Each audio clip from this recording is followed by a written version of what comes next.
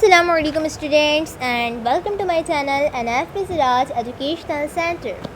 Students, in previous video lecture we had discussed about physical quantities and its type, which was fundamental physical quantities and derived quantities, and we had also discussed about the definition of measurement, right? Students, we had discussed these topics very deeply, and in today's video lecture we will discuss about measuring instrument through which we measure things in our daily routine.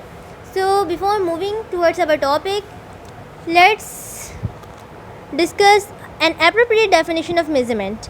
Students, आज मैं आपको measurement की appropriate definition बताऊंगी कि अगर exam में भी आए तो आप ये डेफिनेशन लिख सकते हैं, बिल्कुल एप्रोप्रिएट है. Comparison of unknown quantities with known और स्टैंडर्ड क्वांटिटी, यानी मेज़रमेंट में हम क्या कर रहे होते हैं, हम अननोन क्वांटिटी से नोन या फिर स्टैंडर्ड क्वांटिटी का कंपैरिजन करवाते हैं और उस कंपैरिजन के थ्रू हम चीज़ों को मेज़र करते हैं. किस तरह? For example physical balance. ठीक है, हम फिज़िकल बैलेंस की एग्ज़ाम्पल ले लेते हैं, यानी तराजू. ठीक है, इसमें क्या होता है कि हमारे पास एक नोन क्वांटिटी हमारे पास मौजूद होती है, हमें पता होता है कि उसकी क्या क्वांटिटी है. हम एक साइड क्या करते हैं, यानी एक पेन में हम नोन क्वांटिटी रखते हैं, कोई भी नोन क्वांटिटी होती है वो हमारे पास, और सेकंड पेन में हम क्या करते हैं, हम कोई भी अननोन क्वांटिटी रखते हैं. शॉपकीपर्स ऐसे ही करते हैं कि जो भी चीज़ हमें परचेज़ करनी होती है वो उसे उस पेन में एक पेन में रखते हैं. ठीक है, और उसके वेरी नेक्स्ट पेन में वो क्या रखा होता है, एक नोन क्वांटिटी रखी हुई होती है, और इसका कंपैरिजन करवा के उस अननोन क्वांटिटी को मेज़र किया जाता है. ठीक है, ऐसा ही होता है. तो मेज़रमेंट की एप्रोप्रिएट डेफिनेशन ही यही है कि एक नोन क्वांटिटी के थ्रू, यानी एक ऐसी क्वांटिटी के थ्रू जो हमें मालूम हो, जो हम जानते हों, उसके थ्रू किसी भी अननोन क्वांटिटी को मेज़र करना, यानी अननोन क्वांटिटी को नोन क्वांटिटी से कंपेयर करवा के चीज़ों को मेज़र करना मेज़रमेंट कहलाता है. ठीक है, यानी पैमाइश करना कहलाता है. This is the appropriate definition of measurement. Again I am telling you, comparison of unknown quantities with known or standard quantities are called measurements. अच्छा, मैंने आप लोगों को बताया था कि मेज़रमेंट करने के लिए हर एरा में डिफरेंट सिस्टम इंट्रोड्यूस हुआ है. ठीक है, फॉर एग्ज़ाम्पल सबसे पहले CGS सिस्टम था. CGS सिस्टम में क्या, अच्छा स्टूडेंट्स, आप लोगों को मैंने ये भी बताया था कि फंडामेंटल क्वांटिटी में हमारे पास मतलब जो हमारे पास सबसे बेस क्वांटिटी वो कौन कौन सी है, लेंथ है, मैस है और टाइम है. ठीक है, तो CGS सिस्टम में हम लेंथ को सेंटीमीटर में मेज़र करते थे. ठीक है, और मैस को ग्राम में मेज़र करते थे और टाइम को सेकंड में मेज़र करते थे. ठीक है, उसके बाद फिर ब्रिटिश इंजीनियरिंग सिस्टम इंट्रोड्यूस हुआ, जिसे हम FPS सिस्टम भी कहते हैं. ठीक है, उसमें हम क्या करते थे, लेंथ को फुट में मेज़र किया जाता था और मैस को पॉइंट में मेज़र किया जाता था और टाइम को सेकंड में मेज़र किया जाता था. ठीक है, और MKS सिस्टम, जिसे हम SI सिस्टम भी कहते हैं, और यानी इंटरनेशनल सिस्टम, जो कि थ्रू आउट द वर्ल्ड अभी भी यूज़ हो रहा है, इंटरनेशनल लेवल पे यूज़ होता है. ठीक है, इसमें हम लेंथ को मीटर में मेज़र करते हैं, मैस को किलोग्राम में मेज़र किया जाता है और टाइम को ऑब्वियसली सेकंड में मेज़र किया जाता है. ठीक है, ये हमारे पास मेज़रमेंट का इंट्रोडक्शन था. मैंने थोड़ा रिव्यू ले लिया प्रीवियस टॉपिक के according, because previous video lecture मैंने बहुत पहले अपलोड किया था और आज आफ्टर अ लॉन्ग टाइम मैं ये वीडियो अपलोड कर रही हूँ, तो मैंने सोचा कि मैं मेज़रमेंट का थोड़ा सा रिव्यू दे दूँ ताकि आप लोगों को सारी चीज़ें रिमाइंड हो जाएं. ठीक है, now we are going towards our topic which is measuring instrument. Students, first measuring instrument जो आपकी टेक्स्ट बुक में प्रेजेंट है वो है metre rule. Students, metre rule एक ऐसी डिवाइस है जिसको यूज़ करके हम डिफरेंट ऑब्जेक्ट्स की लेंथ को मेज़र करते हैं. ठीक है, means a metre rule is a device which is use to measure length of different objects. ठीक है, यानी मीटर रूल को बेसिकली हम चीज़ों की लेंथ को मेज़र करने के लिए यूज़ करते हैं. अच्छा, मीटर रूल जो है उसमें आपके पास डिवीजन्स आपके पास मीटर में होती है. ठीक है, और मीटर रूल में 1 मीटर की जो लेंथ है, यानी जो 1 मीटर की डिवीजन हुई है, वो 1 मीटर भी 100 सेंटीमीटर्स में डिवाइड है. यानी आपको ये पता होगा 1 metre is equal to 100 centimetre. तो मीटर रूल में हम 1 मीटर को 100 सेंटीमीटर्स में भी डिवाइड किया गया, उसकी डिवीजन की गई है. ठीक है, यानी हर 1 मीटर में फिर 100 सेंटीमीटर की फर्दर और डिवीजन है. इसी तरह से 1 मीटर जो होता है, ठीक है, 1 सेंटीमीटर जो होता है वो 10 मिलीमीटर के इक्वल होता है, ये भी आपको पता होगा। तो इसी तरह से मीटर रूल में हर सेंटीमीटर को भी फर्दर 10 डिवीजन में डिवाइड किया गया है, यानी हम उसे मिलीमीटर कहते हैं। इसमें सिंपली अगर मैं आपको सिंपल वर्ड्स में बताऊं तो ये है कि मीटर रूल में हमारे पास मीटर में स्केलिंग हुई होती है, ठीक है। हर मीटर को 100 सेंटीमीटर में डिवाइड किया गया है, ठीक है, और हर सेंटीमीटर के बाद और फर्दर 10 स्केलिंग हुई है, और वो 10 डिवीजन आपके पास मिलीमीटर की डिवीजन है। तो हम ये कह सकते हैं कि एक मीटर रूल के थ्रू हम सबसे स्मॉलेस्ट रीडिंग जो हम ले सकते हैं वो 1 मिलीमीटर की रीडिंग है, यानी सबसे कम रीडिंग, सबसे स्मॉलेस्ट रीडिंग जो हम ले सकते हैं, अचीव कर सकते हैं मीटर रूल डिवाइस के थ्रू, वो हमारे पास 1 मिलीमीटर की रीडिंग होती है, ठीक है। यानी हम मीटर रूल के थ्रू 1 मिलीमीटर तक की रीडिंग भी हम ले सकते हैं, और 1 मिलीमीटर बहुत ही स्मॉलेस्ट रीडिंग है, बिकॉज मीटर को फर्दर उसमें सेंटीमीटर में डिवाइड किया गया और सेंटीमीटर को भी फर्दर मिलीमीटर में भी डिवाइड किया गया है मीटर रूल में, ठीक है। It is made up of a long rigid piece of wood और स्टील। और मीटर रूल हमारे पास आपने देखा ही होगा कि वो वुड के पीस से मिलके बना होता है, लकड़ी के एक सख्त पीस से मिलके बना होता है, और या फिर वो स्टील का भी होता है, ठीक है। The zero end of the metre rule is first aligned with one end of the object and the reading is taken where the other end of the object meets the metre rule. इसमें ये बताया जा रहा है, आपने कोई भी measuring instrument आप देखें तो उसकी स्केलिंग जो है वो ज़ीरो से स्टार्ट होती है, ठीक है।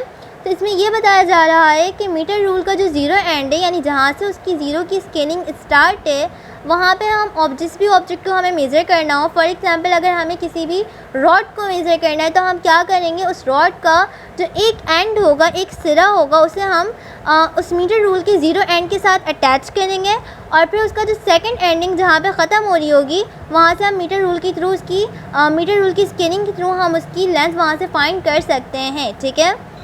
यानी हम जिस भी ऑब्जेक्ट की मेज़रमेंट हमें लेनी होती है, हम उसे मीटर रूल के ज़ीरो के साथ अटैच करते हैं, उसके एक एंड को मीटर रूल के ज़ीरो के साथ अटैच करते हैं, और फिर मीटर रूल के थ्रू हम उस ऑब्जेक्ट की लेंथ को फाइंड कर लेते हैं, ठीक है। Understand now students, now we are going to move towards our next topic, which is another measuring instrument, and it is vernier caliper. Students, you use a ruler or a scale to measure length or breadth of an object, right? But do you think it gives you the correct measurement? However, sometimes it may not give you the correct measurement. That is why in the year 1630, French mathematician Pierre Vernier invented a measuring tool to get an additional accuracy in the measurement compared to the simple ruler. And after his name, it is named as Vernier caliper. Students, इसमें ये बताया जा रहा है कि हम ruler और scale को ऑब्जेक्ट की लेंथ और ब्रेथ मेज़र करने के लिए यूज़ करते हैं, यानी चीज़ों की लंबाई और उसकी विड्थ, उसकी चौड़ाई को मेज़र करने के लिए हम रूलर का यूज़ करते हैं। लेकिन समटाइम्स ऐसा होता है कि विद रूलर हमें एप्रोप्रिएट मेज़रमेंट नहीं मिल रही होती, ठीक है, यानी हमें रूलर की थ्रू करेक्ट मेज़रमेंट नहीं मिल रही होती।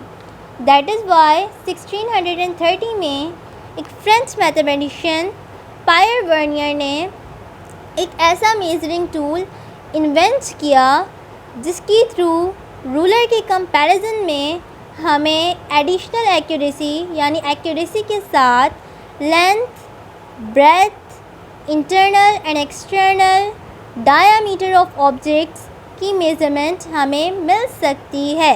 और ये एक प्रिसाइज इंस्ट्रूमेंट है, और इस इंस्ट्रूमेंट का नाम पायर वर्नियर के नेम से ही रखा गया, बिकॉज पायर वर्नियर ने इस इंस्ट्रूमेंट को इन्वेंट किया है, और इस इंस्ट्रूमेंट का नाम है वर्नियर कैलिपर, जिसके थ्रू हम ऑब्जेक्ट की लेंथ, उसकी ब्रेथ और उसकी इंटरनल और एक्सटर्नल डायमीटर दोनों चीज़ों को फाइंड कर सकते हैं with accuracy, right?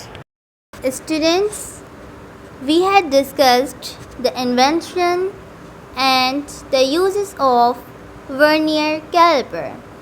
Now we are going to discuss the construction of vernier caliper. Students, vernier caliper consists of two types of jaws. First one is upper jaw and the second one is lower jaw. And it also consists of two types of scaling. First one is main scale and the other one is vernier scale. Students, vernier scale is attached with outer jaw, whereas main scale is fixed with fixed jaws. Upper jaws are used to calculate internal diameter, whereas lower jaws are used to calculate outer diameter or length or depth of an object. Students, इसमें ये बताया जा रहा है कि vernier caliper में हमारे पास two kinds के जॉस होते हैं, यानी दो जॉस हमारे पास प्रेजेंट होते हैं. एक जॉ हमारे पास अपर साइड पे प्रेजेंट होता है वर्नियर कैलिपर के, जिसे हम अपर जॉस कहते हैं, और दूसरा जॉ हमारे पास वर्नियर कैलिपर के लोअर साइड पे प्रेजेंट होता है, जिसे हम लोअर जॉ कहते हैं. ठीक है. अच्छा स्टूडेंट्स, अब हमारे पास वर्नियर कैलिपर में दो स्केलिंग होती है. ठीक है. फर्स्ट स्केल हमारे पास वर्नियर स्केल होता है, और वर्नियर स्केल जो है वो मूवेबल होता है, मूव कर सकता है. ठीक है. वर्नियर स्केल का मैंने क्या बताया कि वो मूव कर सकता है और वो अपर जॉ के साथ अटैच होता है. अपर जॉ मैंने आपको बताया जो अपर साइड प्रेजेंट होता है वर्नियर कैलिपर के, वो अपर जॉस होते हैं, और अपर जॉस के साथ वर्नियर स्केल प्रेजेंट होता है जो कि मूव कर सकता है. वेयर एज मेन स्केल जो है वो लोअर जॉ के साथ फिक्स्ड होता है, यानी वो मूव नहीं कर सकता. वो स्केल लोअर जॉस के साथ बिल्कुल फिक्स्ड होता है. ठीक है. अब अपर जॉ को हम क्यों यूज़ करते हैं? अपर जॉ को हम किसी भी ऑब्जेक्ट के इंटरनल डायमीटर को फाइंड करने के लिए यूज़ करते हैं. ठीक है. जबकि लोअर जॉस को किसी भी ऑब्जेक्ट की आउटर डायमीटर, लेंथ या फिर डेप्थ को फाइंड करने के लिए यूज़ किया जाता है. ठीक है. स्टूडेंट्स, डायमीटर क्या होता है? स्फेरिकल शेप का हाफ हमारे पास डायमीटर होता है. ठीक है. अच्छा, लेंथ का मतलब है लंबाई और डेप्थ का मतलब है गहराई. ठीक है. ये सारी चीज़ें हम लोअर जॉस के थ्रू फाइंड कर सकते हैं, और अपर जॉस के थ्रू हम इंटरनल डायमीटर फाइंड करते हैं. ठीक है. अच्छा स्टूडेंट्स, लीस्ट काउंट क्या होता है? किसी भी मेजरिंग इंस्ट्रूमेंट का लीस्ट काउंट, इसका मतलब होता है, लीस्ट का मतलब होता है सबसे कम, और काउंट का मतलब होता है न्यूमेरिकल वैल्यू. ठीक है. यानी किसी भी इंस्ट्रूमेंट से हम सबसे स्मॉलेस्ट रीडिंग जो हम ले सकते हैं वो उसका लीस्ट काउंट होती है, यानी उससे छोटी रीडिंग हम नहीं ले सकते. वो खुद सबसे स्मॉलेस्ट रीडिंग होती है, वो हमारे पास लीस्ट काउंट होती है. जिस तरह से मीटर रूल में हमने पढ़ा कि मीटर रूल में सबसे स्मॉलेस्ट रीडिंग हम 1 मिलीमीटर तक की ले सकते हैं, तो उसमें 1 मिलीमीटर जो है वो उसका लीस्ट काउंट है.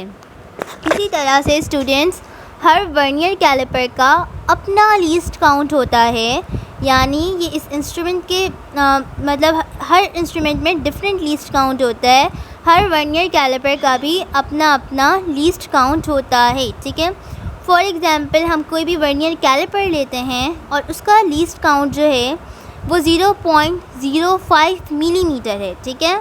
तो ये 0.05 मिलीमीटर कहाँ रिटर्न होगा?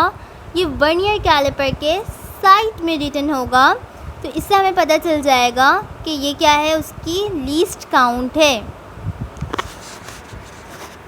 अच्छा स्टूडेंट्स, हमें ये कैसे समझ में आएगा कि हमारे पास हमारा जो इंस्ट्रूमेंट है वो बिल्कुल ठीक है। ठीक है, तो जब हम क्लोज़ करते हैं अपर और लोअर जॉस को वर्नियर कैलिपर के, अपर और लोअर जॉस को जब हम क्लोज़ करते हैं तो मेन स्केल और वर्नियर स्केल दोनों का ज़ीरो कोइंसाइड करना चाहिए, मिलना चाहिए।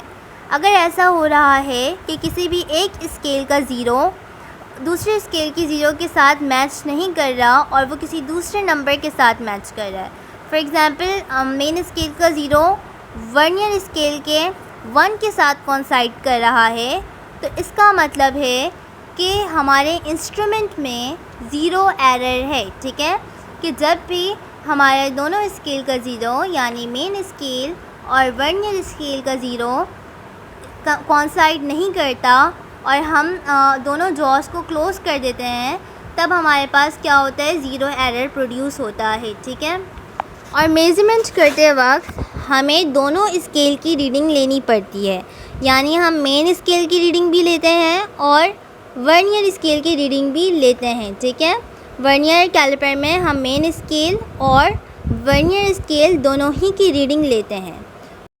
स्टूडेंट्स, आज के वीडियो लेक्चर में हमने अपनी टेक्स्ट बुक के अकॉर्डिंग 2 मेजरिंग इंस्ट्रूमेंट को डिस्कस कर लिया। First one was metre rod and the other one was vernier calliper. इन दोनों टॉपिक्स को हमने डिस्कस कर लिया है।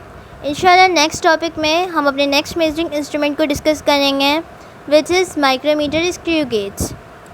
तो स्टूडेंट्स, आज की वीडियो में बस इतना ही। मिलते हैं नेक्स्ट वीडियो लेक्चर के साथ। तब तक अपना और अपने प्यारों का ख्याल रखिएगा और दुआ में याद रखिएगा। अल्लाह हाफ़िज़।